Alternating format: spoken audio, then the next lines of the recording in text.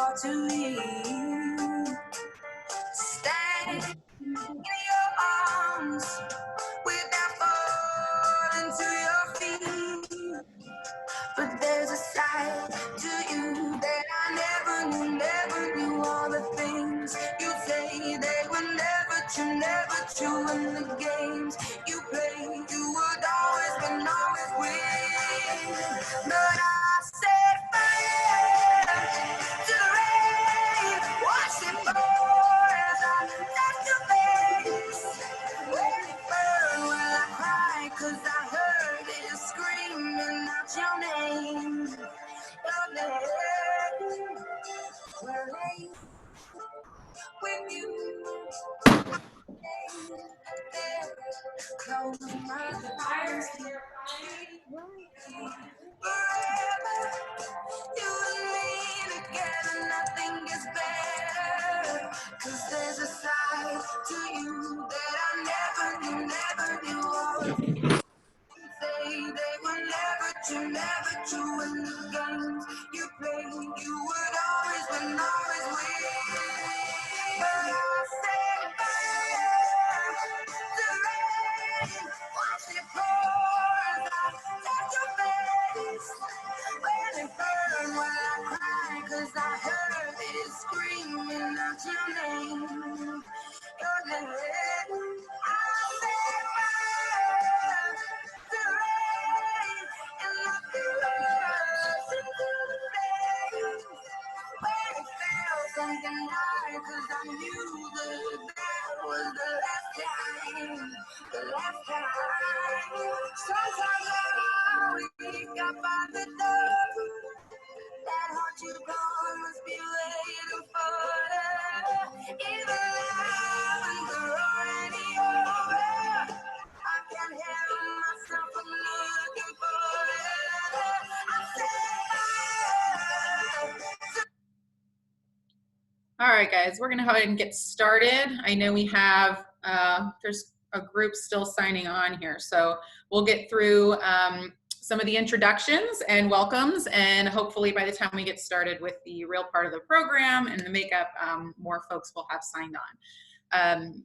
For those of you who don't know who I am, I'm Jessica Shea with Shea.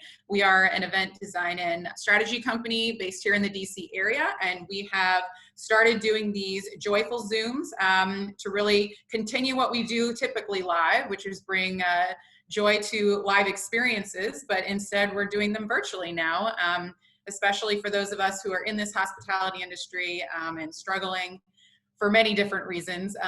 These are created to have some fun, see each other's faces via Zoom, and hopefully you can learn a little something while you're at it. So thank you for everybody for being here. We have a full packed hour, so we definitely do need to get started here.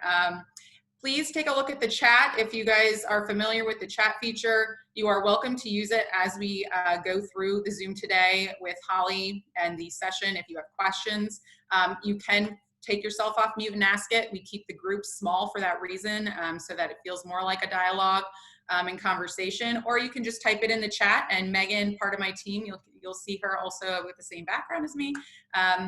She'll be monitoring that and asking questions as we go along for you. So again, please chime in as you'd like to. We also would like you to put your name and who you work for in the chat, so everybody kind of knows who's on, in case there might be somebody that you'd like to meet, and you can follow up with them afterwards. So before I introduce Holly, I just want to mention the reason we are doing this is really as an extension of our Style Lounge events, which we have been doing for 4 years now.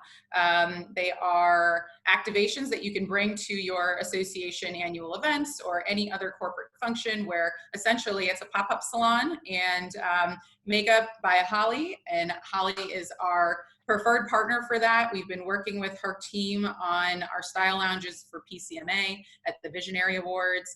And she and her team are amazing, and I'm so excited to have her here to do this with you today. The first thing before I also introduce her, if everyone could take out your phones, We are going to, if you're participating in this today, where you're actually doing your full face, we will have a fun contest at the end. So please take your phone out and take a selfie of your bare face if you haven't done so already. All right, so I'll give you a second to do that so you can do it before and after. And while you're doing that, just to lay out the how this is going to work. So again, we're just going to ask a couple polling questions. So have your mouse ready. Just gauge you on kind of your makeup experience, where everyone falls, and then we'll dive right into Holly's full face presentation. We did send out an email with a lot of her favorite products, as well as some of ours as well. So feel free to check those out if you haven't already.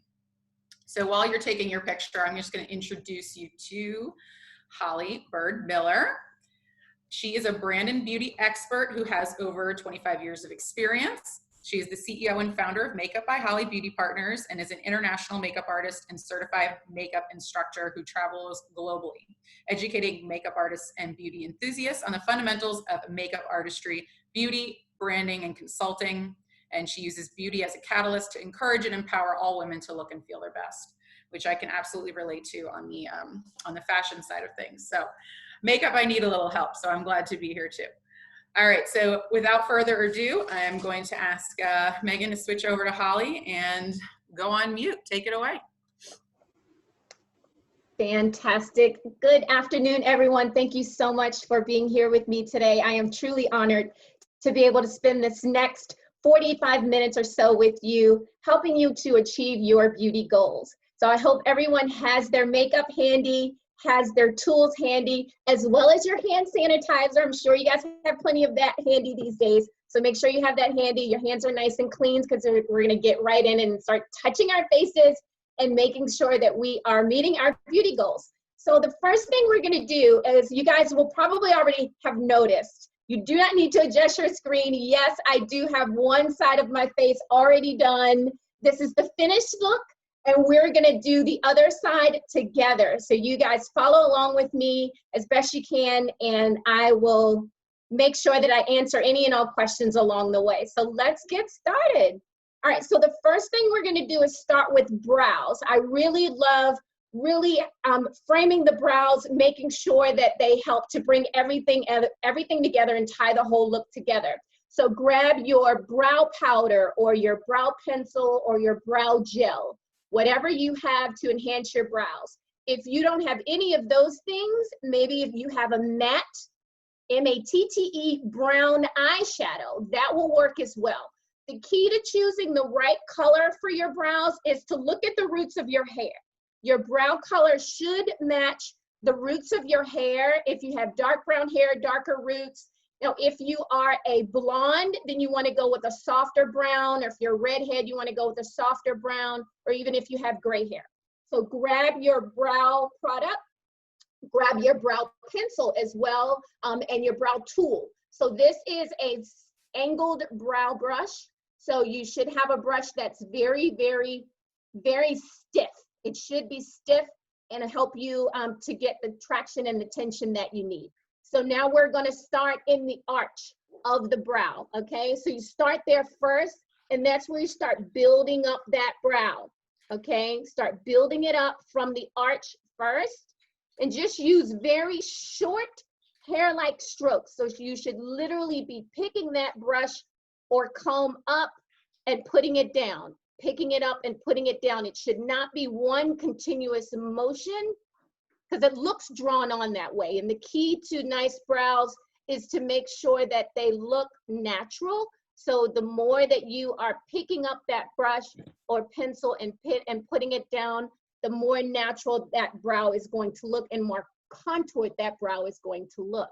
All right, so building up the arch and then working towards the tail.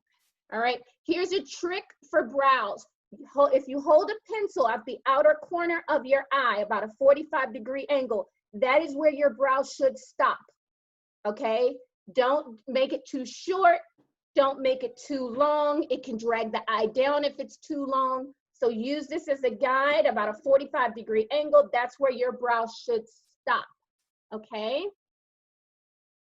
And where the arch is, that's usually at about It usually aligns with your pupil. That's kind of where the arch should start. It should align with your pupil, where the brow starts. If you hold your brush at the side of your nose, that is where the brow should start, okay?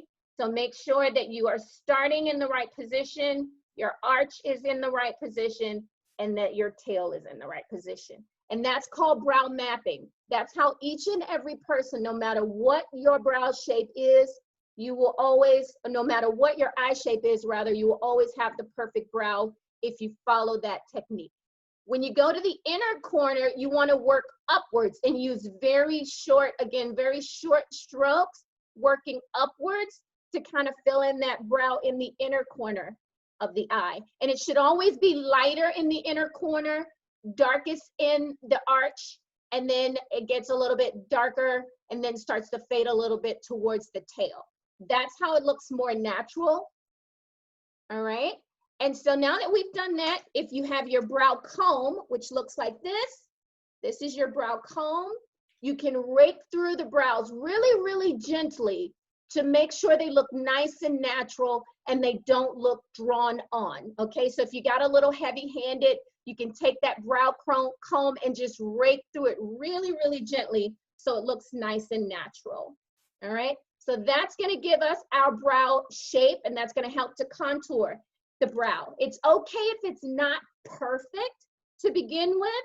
The next tip I'm gonna show you is gonna help to make it look a little bit more perfect, okay? So the next thing you wanna do is you wanna grab a concealer brush. This is a concealer brush. It's a synthetic brush. It has synthetic hairs. It's good for picking up liquid or cream products. So grab your concealer brush and put a nice light coat of concealer on that brush. All right, you can go with a lighter concealer, something that's about a shade or two lighter than your skin tone. All right, so that's what you want, that's the color that you want to grab for your concealer. All right, now what we're going to do now is we are going to kind of highlight your brow bone, but at the same time you are also creating more symmetry in your brow. So for example, if they weren't quite perfect, this will help you clean them up and make them look a little bit more contoured and a little more perfect. All right, so you're just gonna apply that concealer using the side of that brush and just apply it directly beneath your brow, like on your brow bone. That's where you wanna apply that concealer. And that's what's gonna help give your brow even more shape, and it's going to allow you to highlight your brow bone at the same time. Then you want to take your ring finger and smooth that concealer. You want to work that concealer down, work it downward. You don't want to work it upwards into your brows. You just want to work it downward just to kind of blend it out a little bit. And again, using your ring finger. Using your ring finger is the gentlest touch. That's why it's really great to use that finger specifically. All right, now we have a perfectly highlighted brow bone. But what I want you to also do is take that leftover concealer and blend that down onto your lid.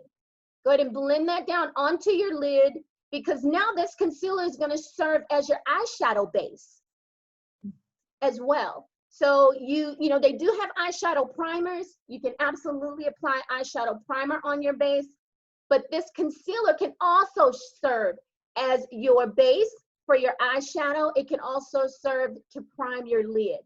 This is really, really great, especially if you're someone whose eyeshadow ends up fading throughout the day, or you wonder why you can't see your eyeshadow midday or at the end of the day because it's all kind of worn off. This will help give your eyeshadow more wearability to make it more long wearing. All right, once we have applied that concealer, grab a fluffy brush and grab some of your setting powder, some of your translucent setting powder. I want you to go ahead and grab that. Grab a little bit of translucent setting powder, tap off the excess. Sometimes we can apply too much powder and it ends up under our eye and it gets a little messy. So if you tap off the excess, that will help to ensure that you don't have a big mess at the end. So now we're taking that translucent setting powder and we are setting that concealer to make sure that it doesn't crease and it doesn't move. So Holly, Yes. I'm clearly realizing I don't nearly have enough brushes in my life because I have really none of these.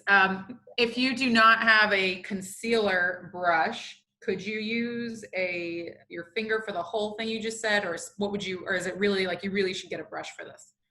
I recommend a brush or at least a wedge. Maybe, do you have a wedge? Yes. Okay. Okay, you can use a wedge and use the corner of the wedge where Okay. it's, because it'll help you to make sure you have a straight line and you can align that product just along the brow. Okay, so a wedge will also work. Worst case scenario, if you need a Q-tip could also work. Anything that's going to give you, help you with precision.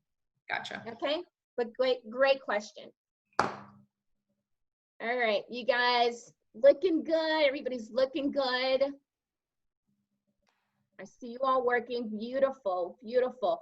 One of the more modern takes on brows right now is that they don't have to be so perfect. So I know we can be concerned if they're perfect, and especially does the right brow mimic the left. We want them to be twins. They don't necessarily have to be twins, but they at least have to be sisters. So do your best to make sure your brows are comparable to one another. So we showed you the brow mapping technique with your brush. When you're trying to make sure that both of your arches on your left and your right brow align, you can take a brush and kind of hold it across your face like this, just to make sure that the arches are kind of aligned in the same place.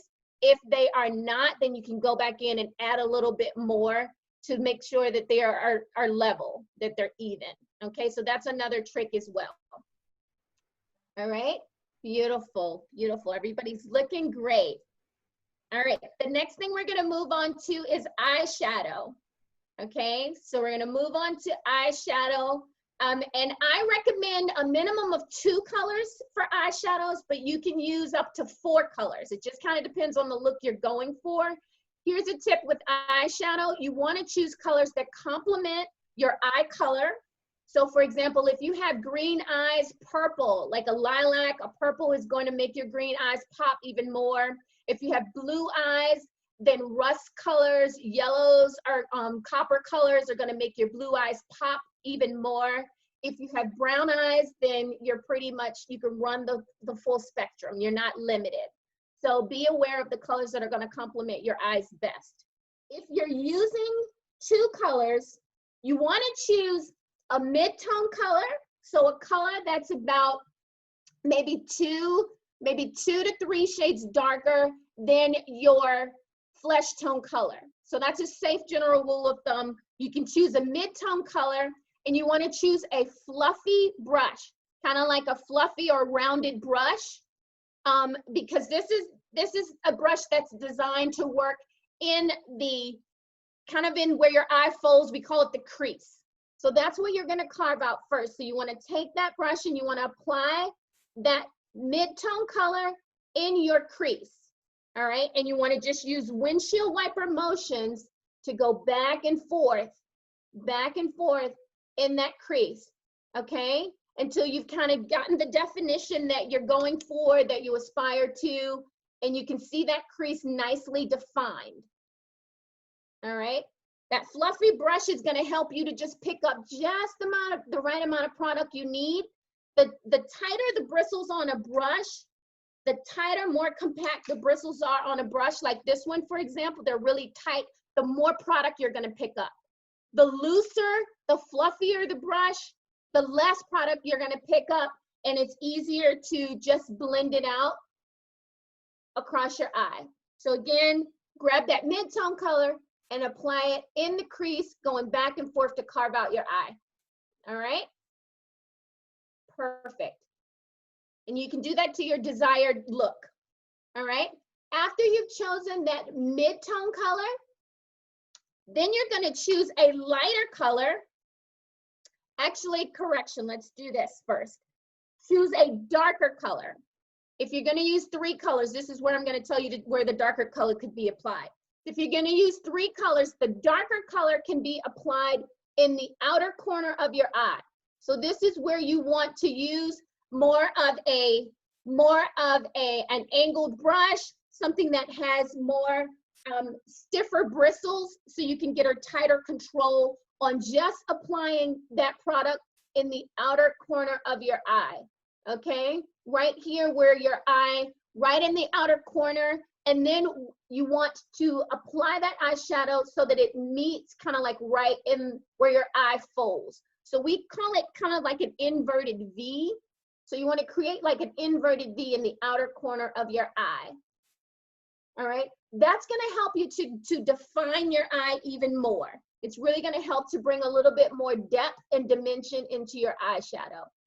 All right, so if you wanted to use 3 colors, this is what's going to help you to give you that definition that you want. This looks really great on camera, by the way. So I know a lot of us are doing a lot of Zoom sessions.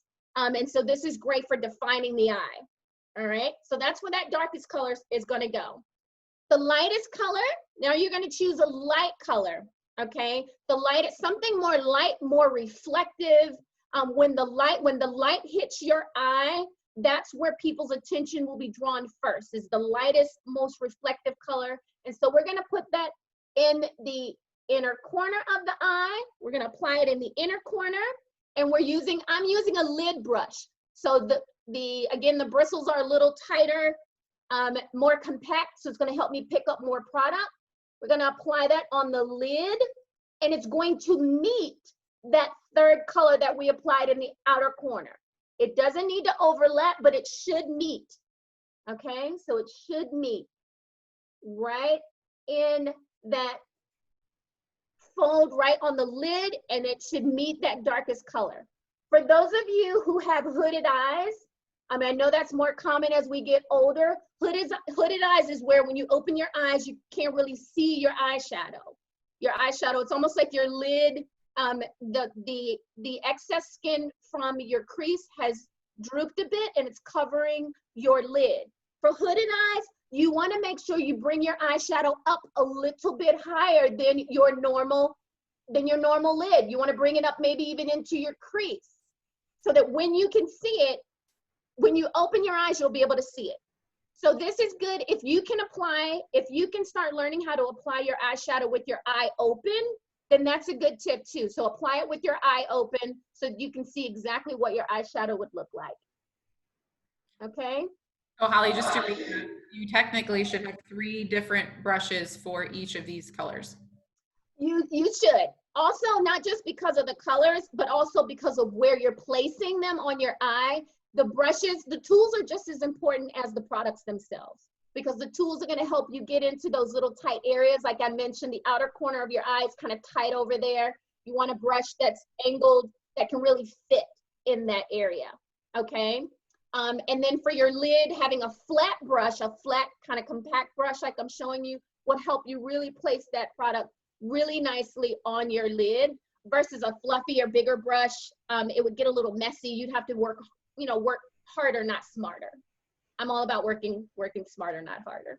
All right, so that's where the 3 colors would go for your eyeshadow. Then you want to grab your fluffy brush, once again, fluffy brush, and just kind of like go back and forth to blend those colors together. Just make sure that all of those colors just kind of blend. You don't have to have any product on this fluffy brush. It can be, you shouldn't have any product on it, but you're just going to go back and forth with the fluffy brush to make sure all of the colors that they blended really, really well. You can't see where one color stops and the other color starts. Okay? Looking good, ladies, looking good. Fantastic. All right, the next thing we want to do to kind of round out our eye application is we're going to apply eyeliner. Okay? I love liquid liner, especially for those of you who want like that little cat eye or that winged liner. Liquid liner is going to work the absolute best to achieve that look. All right, but I know it can be a little daunting. So here's a little tip to create kind of a winged liner. You want to start your line where you want the wing liner to stop. So however far out you want your wing liner, that's where you want to start. So for example, I wanted my wing liner to just be out just slightly, maybe an inch out from my crease. So that's why I started, and I'll show you what I mean. So you're going to take the point of your liquid liner, and you are going to start at the top of that line, start at the top of the wing liner, and work in reverse. Okay? You're going to work in reverse. Instead of starting at the base of your lash and working outward, you can start at the outermost point of that wing liner and work in reverse. Okay? And then you can, with your eyes slightly closed, you want to go in and apply that liquid liner across the rest of your lash line. All right? You can then start from the inner corner and work outward. If you're someone who's concerned about your skin creasing and folding, you can use your ring finger to hold your eye taut. That's kind of holding it tight. And then take the liquid liner and just work across the upper lashes. All right? And it's really important not to allow any skin to show. So that's why you don't want to be able to see your skin poking through. You don't want to be able to see that fleshy part of the skin. So it's really important to get really close to your lash line, holding the eye taut and filling that in. And Holly, would you say like a wing is more of like a night look versus a daytime look, or do you do that during the day as well? It's become more common to wear it, day or night, honestly. And it kind of just depends on what you're going for. Like if it's a formal event, obviously, you can do a little wing. It wouldn't be necessarily a cat eye. Maybe you wanted to do just a slight wing from the outer corner. You wouldn't want to make it more dramatic, but it kind of depends on the overall look that you're going for. But it's definitely more common to wear a wing look, all times of day these days. Okay. I see, all women of all age ranges wearing winged liner, and it's perfectly age appropriate no matter your age. And if you're doing it for the first time, I, from experience, will recommend that you just practice before you go somewhere. Here's a tip. If you're doing it for the first time, use a pencil. Use just a pencil, a black pencil. Draw 3 dots, one in the inner corner, one in the center, one in the outer corner. Connect the dots. And then just flick the outer corner out just a little bit, okay? That will help you to at least create more precision on the upper lashes. When you add those 3 dots, connect the dots, that will help significantly. And then once you've done that with the pencil, trace that line with the liquid liner. Because at least with the pencil, it's more forgiving. You can kind of clean it up, have your Q-tip handy, clean it up, and then you can trace it with your liquid liner. Gotcha. That's a good idea. Yeah. All right. Fantastic. Looking good, ladies. And I see some of you have already gone ahead to your bottom lashes. I love that. Go ahead and add your eyeliner, your gel liner, or your matte shadow, whichever you prefer, to your waterline. If you are someone who has small eyes, do not use black liner. Black liner can close your eyes in and just make them look even smaller. If you want to use a dark liner or a black liner, just use it on the outer third of the eye. Okay, don't go all the way in if you have small eyes. All right, and you can apply that liner either in the lash line, or you can even apply it on the wet part of the eye, the pink part of the eye. But make sure your liner is clean when you do that. Make sure it's clean. You've disinfected it with alcohol because you don't want to create an eye infection or something like that, okay? So be really careful when you're applying liner on the bottom line. For those of you who are concerned about your eyeliner smudging during the day and looking like a raccoon, especially now that it's starting to get hot and we sweat, you can apply your pencil liner or your gel liner first, and then you can lock it in and seal it with a powder shadow. So whatever color that complements your eyeliner, apply a powder shadow on top of it. That duality, those two products coming together, that duality will give you more wearability, and it will stick. And it will hold, and it won't smudge throughout the day. All right, ladies? Looking really, really good. All right, perfect. I see you guys moving. We're all right. For those of you who are ready to move on, we're going to move on to your foundation. Now that your eye is done, your eyes are done, we're going to move on to foundation. Okay. So I want to just, I'm curious out of everybody here, how many of you actually apply your eye makeup before your foundation? Anyone? Never. Never. You guys, take yourself off mute. Is there anybody that does besides Julia? Oh my God. you guys, it helps to, because when you're using eyeshadow, oftentimes there's what happens is called fallout. Your eyeshadow will fall under your eye, and then you end up cleaning it up and then having to reapply your foundation or your concealer. So doing the eyes first will minimize that. So now if you make a little bit of a mess, you're not as concerned. You can just easily take a makeup remover or a Q-tip and wipe it off, and then start applying your foundation and your concealer. All right. Perfect sense. You see? Yeah. Good stuff, Holly. Another thing I want to go ahead and stress to you guys, let's go ahead and also grab your mascara while we're wrapping up your eyes. So grab your mascara, volumizing, lengthening, one and the same. I love, either or. It's just kind of depends on the look you're going for. You want to start at the base of your lash, and you want to wiggle your mascara wand from the base to your tip. And I like to work in sections. I like to start in the outer corner first, and I like to work in sections, and then I like to work in the middle and wiggling your brush along the way. This is going to allow you to lengthen. This is also going to allow you to create separation, which is really, really important when you are doing your lashes, because you don't want that spider eyeshadow look, that spider look. So this is going to help to ensure that you don't get that spider look by creating that separation, working from the base to the tip. All right. And if you are someone who likes a lot more volume, a lot more length, then you can go back in for a second coat, but allow that first coat to dry first. Give it a couple of minutes, allow it to dry, then you go back in and apply your second coat of mascara. What's fun right now is color mascara. A lot of people are doing like color mascara. Again, if you have blue eyes, I've seen people wearing orange mascara. I've seen people wearing purple mascara. I actually like mixing black and purple together. I have hazel eyes, so black and purple would really help them to pop even more. So you can get fun and creative with your mascara. Everything goes these days, which is so fun. It's all about being creative and allowing that inner beauty to radiate outward. Okay? Holly, we have a question here in the chat. Do you recommend a mascara primer?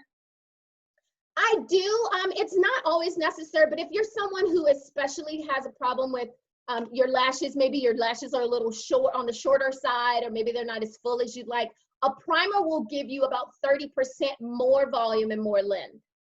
So I do like a primer for that reason. So yeah, if you just want a little bit extra volume and length, then absolutely. Good question. All right, looking great, ladies. All right, we're gonna move on to our foundation.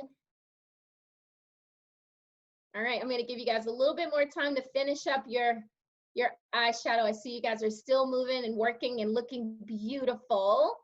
Great technique. I see you guys are using the proper tools, which is fantastic. Your fingers are not gonna give you the same precision and the same desired look that you see makeup artists achieve.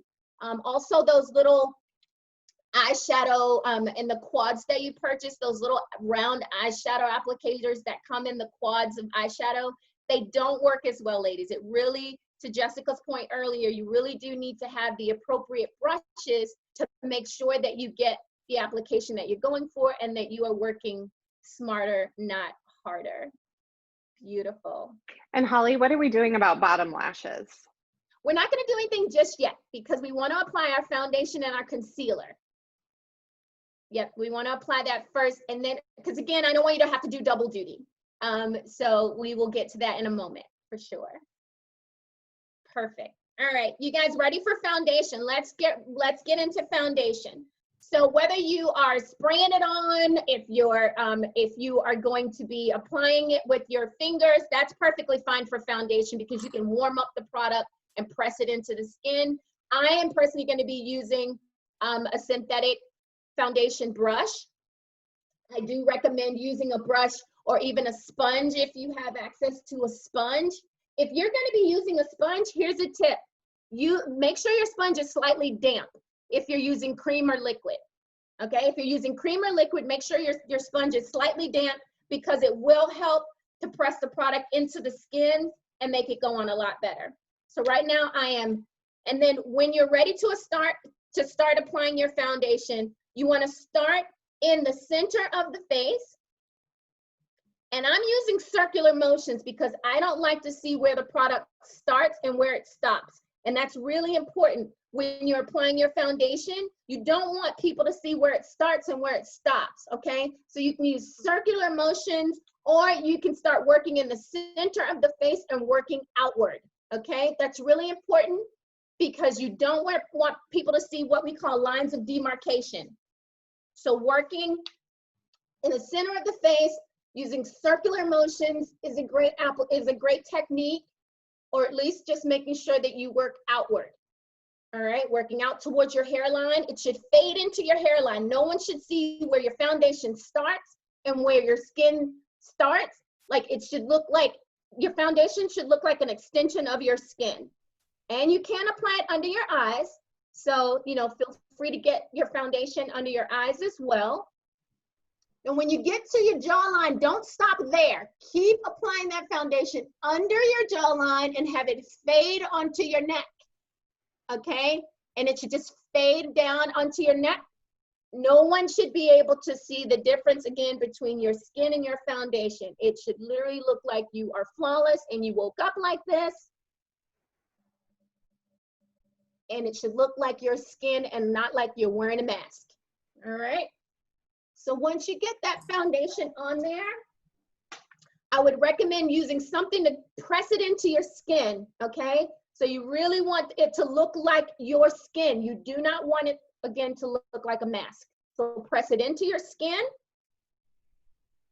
If you're using a sponge, I do recommend making sure your sponge is slightly damp, not saturated, but damp, because again, it will press it into your skin and it will look like skin and not like foundation.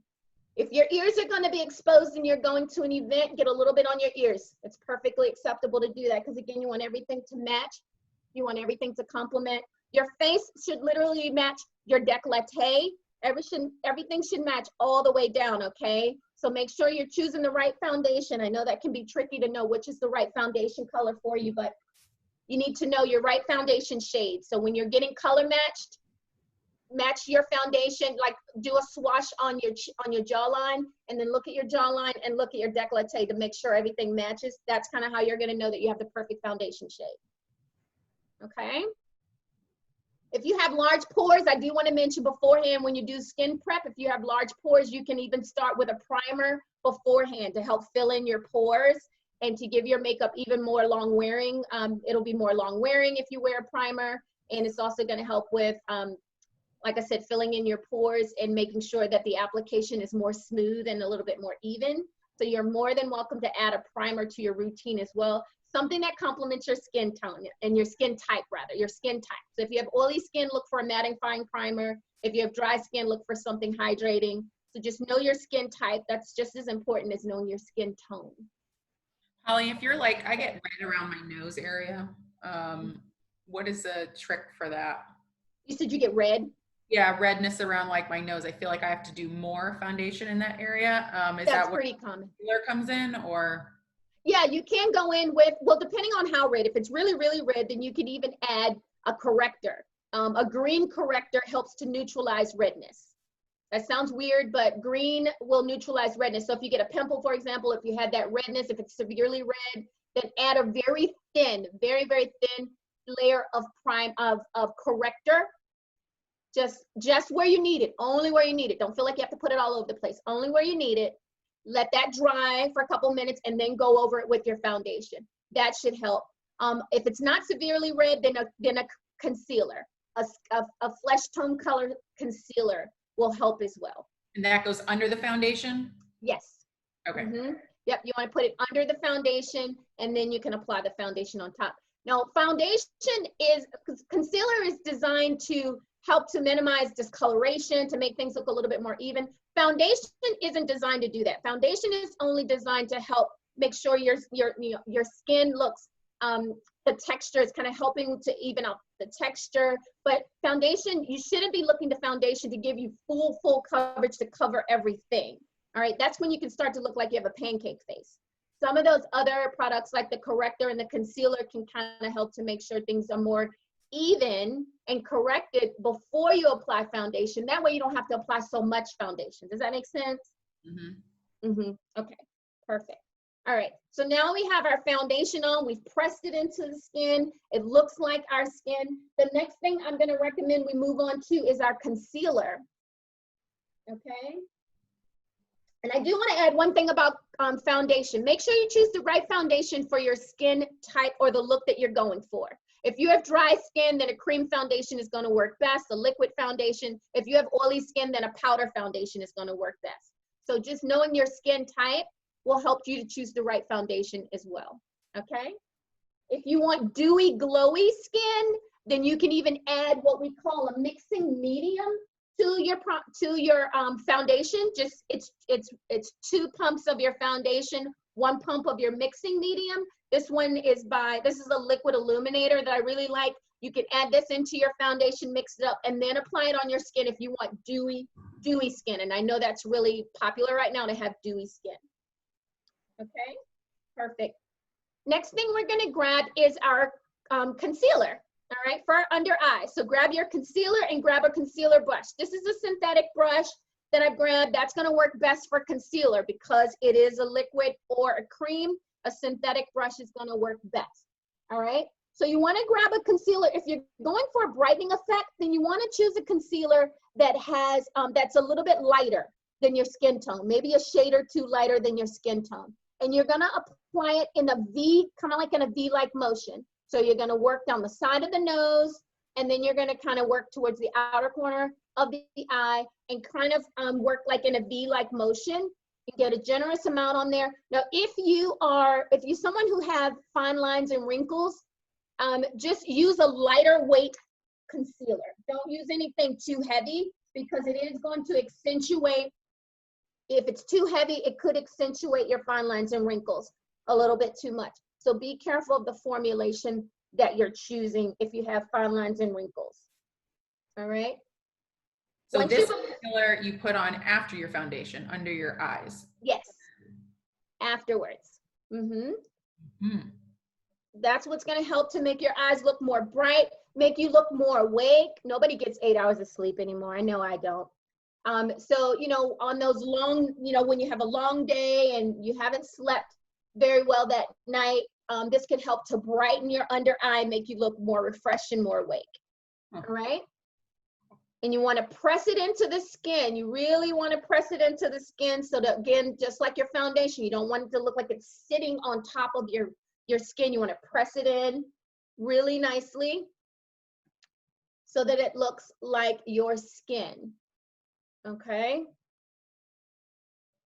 Press it in. If you're someone who wants to use an eye serum, I highly recommend it, especially over the age of 30, as we have what's considered mature skin. If you want to apply an eye serum first, or an eye cream first, you can absolutely apply an eye cream. It'll add more hydration into the skin. It could even help with puffiness. If you're someone who has a lot of puffiness, if you add an eye cream first, it can help to minimize that puffiness and that discoloration before you apply your concealer.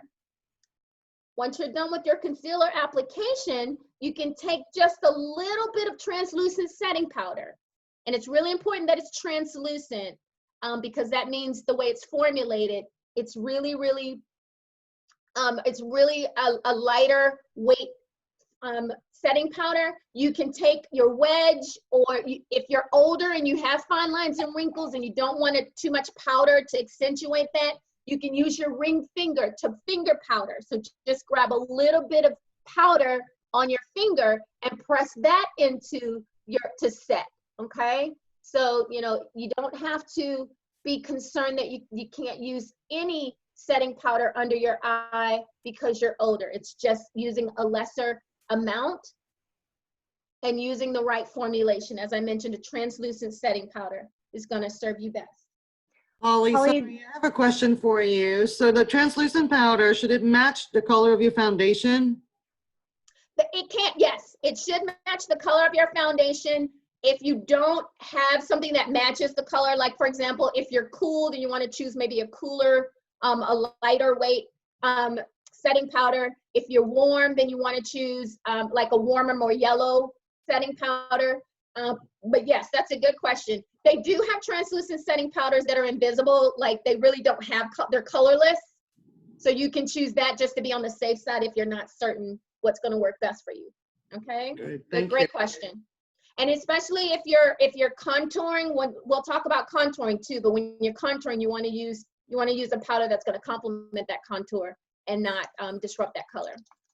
Okay, great question. Holly, do you have any suggestions for eye cream brands that help with puffiness?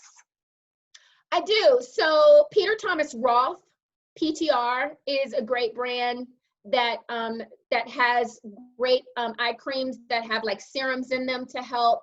I'm not always, exclusively about just one particular brand, but there are several brands that I like. So PTR is great. Murad, M-U-R-A-D, and these are brands you can buy from Amazon or Sephora or Ulta. I do like those brands as well. I know Chanel. Chanel has some really, really great products. YSL, Yves Saint Laurent, if you want higher end, higher quality. But yeah, there are some really great ones on the market. But look for products that are specifically going to target your area. So if it's discoloration and darkness, if it's puffiness, you want to look for something that has caffeine in it. So just make sure it's something that targets your specific concern. Okay. Now we're going to grab our mascara again, because we're going to go in with our mascara and accentuate our lower lashes. All right, so we don't forget about those lower lashes. Choosing a mascara that complements obviously the mascara that you chose on the upper lashes. I like to use the side of the mascara brush when I'm working with my lower lashes, and I like to remove any excess. So when you take it out of the tube, sometimes it can be kind of clumpy. So you want to just remove the excess so it's not too much. And then you go in and you literally are like painting each lash on the bottom lashes, on the bottom lash line. If you're someone who has really long lashes, then you may not even need any mascara on the bottom lashes. Okay, if you have really long lashes on the bottom, you don't want them to be longer than the upper lashes.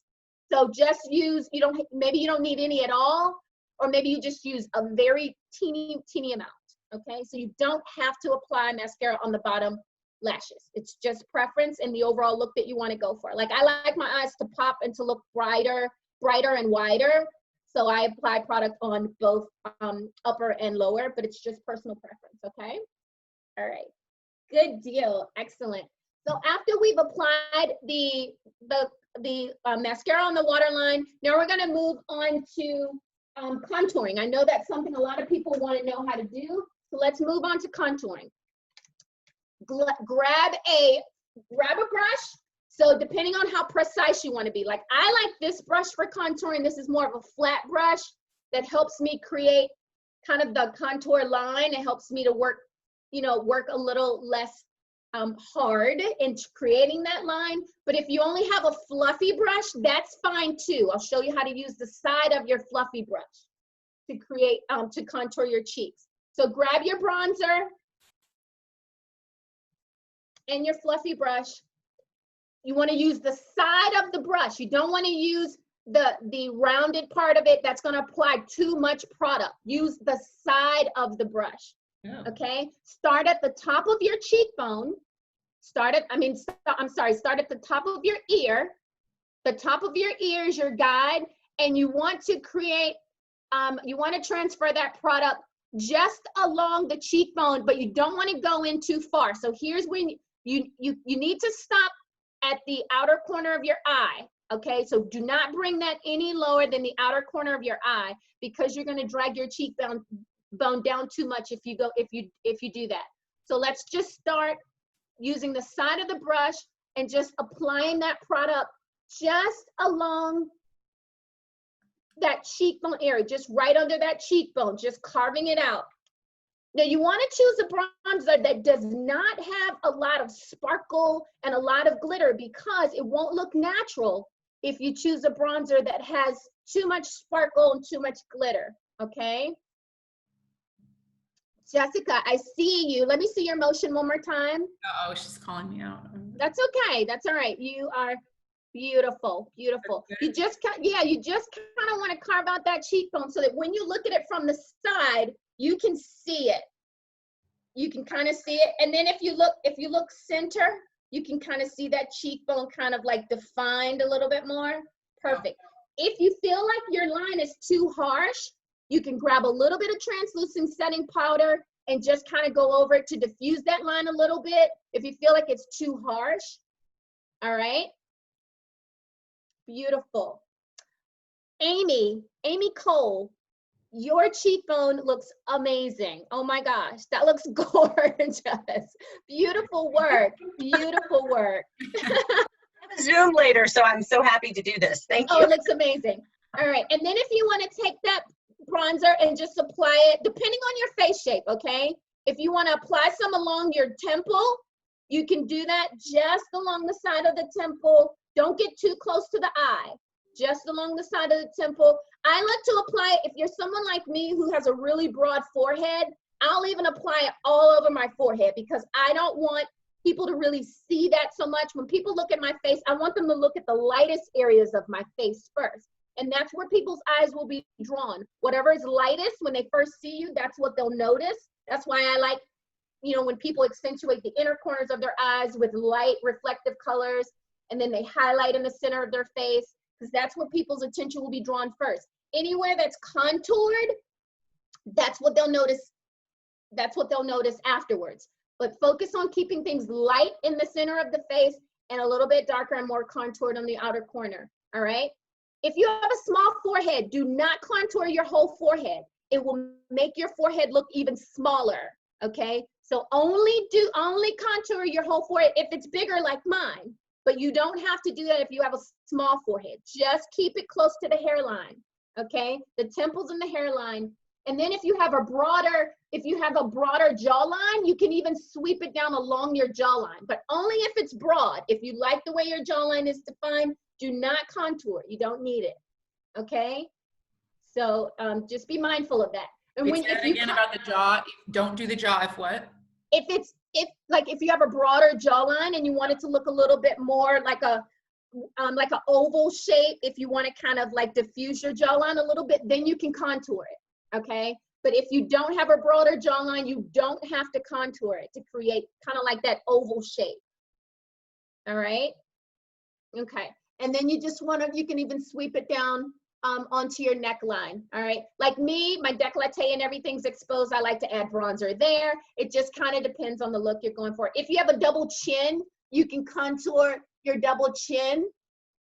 All right. So for anybody who has that challenge, you know, you can do that as well. If you want to contour your nose, then I recommend grabbing a fluffy brush and contouring your nose. Okay, just working along the side of your nose to contour it. If you do not have a broad nose, I don't recommend everybody contoured. You don't need to do that, okay? Only if you feel like it's broad or you want your nose to appear more narrow, then you can contour using a fluffy brush, just working along the side of your nose, the bridge of your nose, and then create kind of like a little peak right here at the tip. And keep the center light. Keep the center of your nose light, okay? Holly, we have a question here in the chat. Do you generally recommend powder or cream contouring products? I love it, great question. I personally like powder because I don't like a pancake face. I feel like cream could sometimes be a little heavy. If I am doing a photo shoot, or if I'm going to be on stage, I will use cream because cream will really define your face really, really well. You can almost you can reshape your face and sculpt your face really, really well with cream, okay? So it just depends on the look that you're going for. Powder for an everyday look, just going out, you know, just for an everyday look, or even a night on the town, you can still use powder, but again, make sure it's not too shimmery.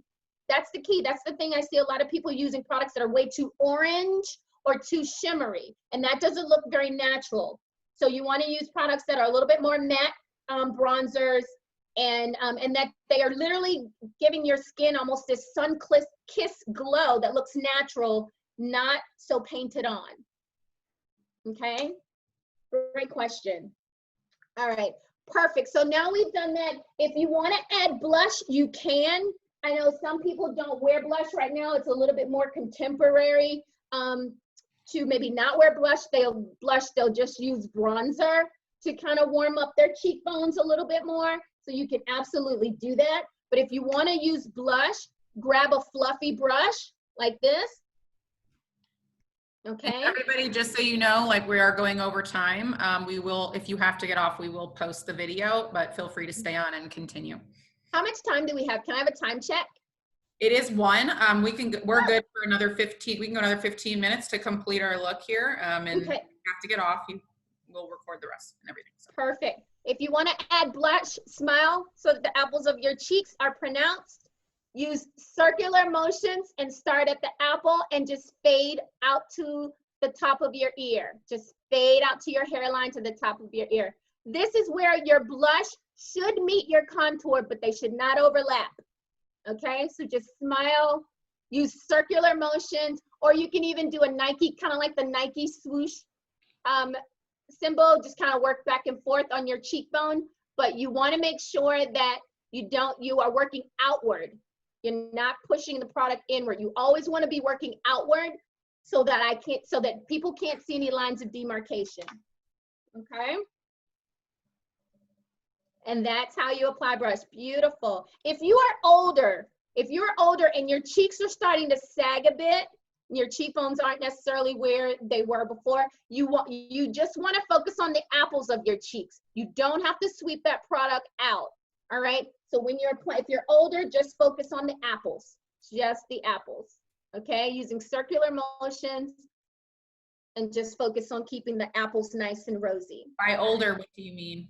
Oh, well, not even older, but like if your cheeks are sagging, if your skin is sagging, your face is kind of sagging a little bit, and your cheekbones aren't necessarily where they once were or where you want them to be, you can just focus on just highlighting and adding blush to the cheekbone itself, and that will give you a more youthful appearance. Okay? Perfect. All right, now we're gonna move on to lips. So for those of you who have a lip pencil, if you want to use a lip pencil, you can. A lip pencil is going to help you to define your lips. Okay? You want to choose a lip pencil that's the same color as your lipstick. Okay? So choose something that is the same color or that complements your lipstick. And you just want to define your lip. So working around the parameter, I like to keep it a little thinner as you approach the corners, keep it thinner and then thicker down here. I like to keep it a little thinner on the Cupid's bow as well. All right, once you define your whole lip, the parameter of your lip, then I like to do an extra step. I like to fill in the whole lip with the liner, okay? I think it actually helps your lipstick to have something to hold on to, something to grab onto, and last longer. So if you're someone who's concerned about your lipstick wearing off during the day, this is a trick that will help it to last longer by filling in your entire lip. All right? I highly recommend a lip liner. Like a lot of the times, like I have a bunch of lipsticks, but I don't have a lip liner that matches. Technically, you should. I think you should, because it does help a few things. It helps to not only define your lips, but it also helps your lipstick from moving. Your lipstick can slip, it can move. Sometimes you might notice it's a little bit lower than your natural lip line. So a liner will help to create that barrier so it doesn't slip. Got it. Okay. And again, it just helps to make sure your lips are nicely defined. Love that lip color, Jessica. Thanks. That's amazing. You look like a woman who is in charge and knows where she's going and what she's doing. Girl power. Got Girl power. it. Oh, love it. I see a lot of red on here. Gorgeous. Beautiful. Mm-hmm. I am wearing a red orange today. There are certain colors that just make your face pop and come to life. I tell women, if you don't have a lot of time and you just need to do a 5-minute face, if you can even out your skin tone, whether that's with a tinted moisturizer, a foundation, a BB cream, or even a concealer just to go in where if you have any discoloration, just even out your skin tone as quickly as you can, and then add a pop of color on your lips, you know? Add a pop of color. I know right now hot pink is really popular. It's trending for 2020. So just add a pop of color on your lips and lashes. If you only have time to do those few things, you can get those things done in 5 minutes. Okay?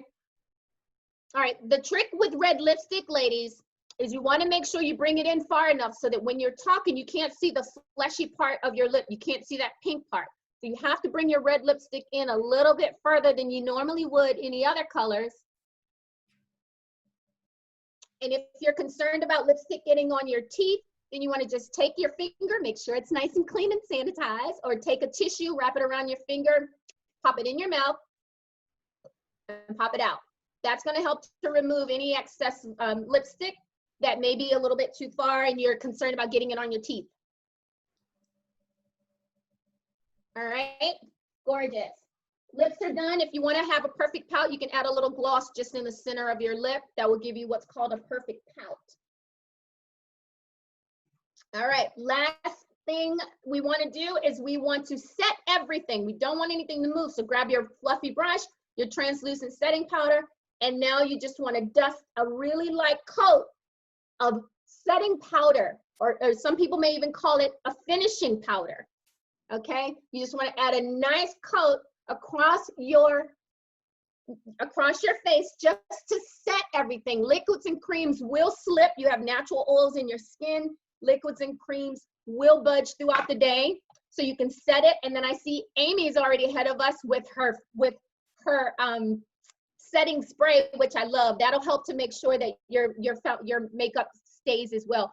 Also, if you're concerned that your makeup looks too powdery, if you add a setting spray, that will help to take that powder down and make it look a little bit more natural or even a little dewy, depending on the look that you're going for.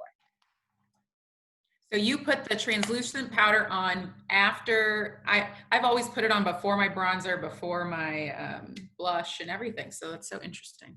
Yeah, I like to just set everything all at once. I really like to just set everything all at once. Because if you're doing that, do you go back in and set your bronzer? No. Yeah, you want to set everything just to give it more wearability. You want it to last as much as possible. You're a busy woman. I'm sure you don't want to be checking your makeup in the mirror every hour, 2 hours. You want it to hold up. So these are some things that can give you more wearability out of your makeup. And then lastly, as we mentioned, setting spray. If you have a setting spray, you just want to spray your face with a nice setting spray to just give it even more wearability.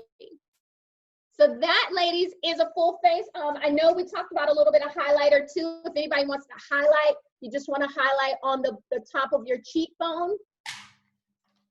You can highlight on the top of your cheekbone.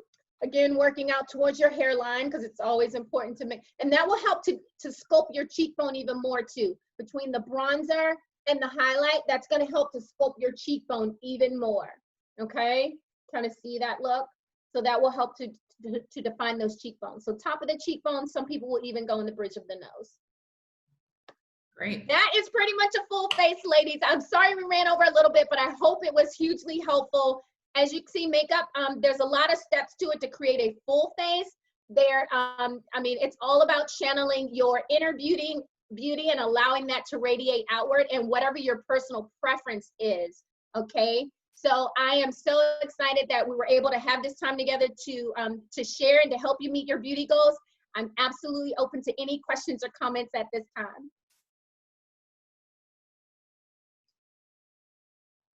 Anyone have any personal, if you do and you don't want to share now, that's fine. I know we are a little bit late here since we started a little late, but Holly, thank you so much. This clearly helped me. So I've been doing everything wrong. I have a list running of things that I know that I want to get. And so what we will do is we will follow up in our follow-up email with, again, Holly's suggestions, as well as a few more that I think I wrote down today that we will include for you guys to easily purchase. We also have a great offer that Holly is providing to everybody who's on the call today. We are doing a social media contest like we have been doing on the past. So if you took your selfie for the before and now you take another one for your after, we're asking that you post that on social media. We'll send you again the hashtags and Holly's handle to follow as well. And she's going to be doing personal 15-minute consults with everybody who would like to do one with her. So you have something that's more custom to what works for you. So she will be offering that to everybody who does the exercise. So again, we will follow up with that information. And this is recorded. So you will have access if you need to go back and review some of these things that we just learned. Anybody have any other questions? We're going to close out. This is the last of our 4 joyful Zooms that we have planned. We have 4 more coming up that we are going to launch next week. All fresh new ideas and fun things to do. So thank you to everybody that's still here and everybody else who joined, and we will be in touch soon. Awesome. Thank you, everyone. Thank you. Stay safe. Stay beautiful. Thank you. Can I ask Holly one question? Yeah. Sure. Do you recommend a brush cleaner? Do you use one or? I do. I absolutely do. And that's so important that you all clean your brushes a minimum of once a week. I know that's something. I see faces and grimaces. At least once a week, ladies, because you think about it, you have dirt, makeup, oil, bacteria, all of that's in those brushes, and then you're reapplying that to your face. All right. So brush cleaner, Sephora has some really great ones, scented and unscented. Cinema Secrets is one of my favorites. So Cinema Secrets, you can find them online or on Amazon. And if you're looking for something more budget conscious that still works really well, ELF, E-L-F. You can find them in Targets, Walmart's, Walgreens. They have a really good daily brush cleaner as well. But really make sure that you're doing it at least once a week.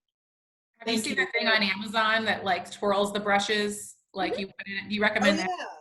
Yeah, it's great. It's fantastic. I've seen it in action. It really does work. So and in record time. I'm somebody who hates cleaning my brushes, but I do it between every client. But it does make it a lot faster, a lot easier. So yeah, absolutely. Please clean those brushes, and please check the dates on your makeup, ladies. That's another key thing. People don't do that. They're using expired makeup. On the bottom of your makeup, usually you'll see a 6M or 12M or 24M. That means 6 months, 12 months, 24 months. Please make sure that you are not using expired makeup, because that can contribute to acne as well. All right. Thanks so much, Holly. Thank you all so much. Take care. Bye-bye. Awesome.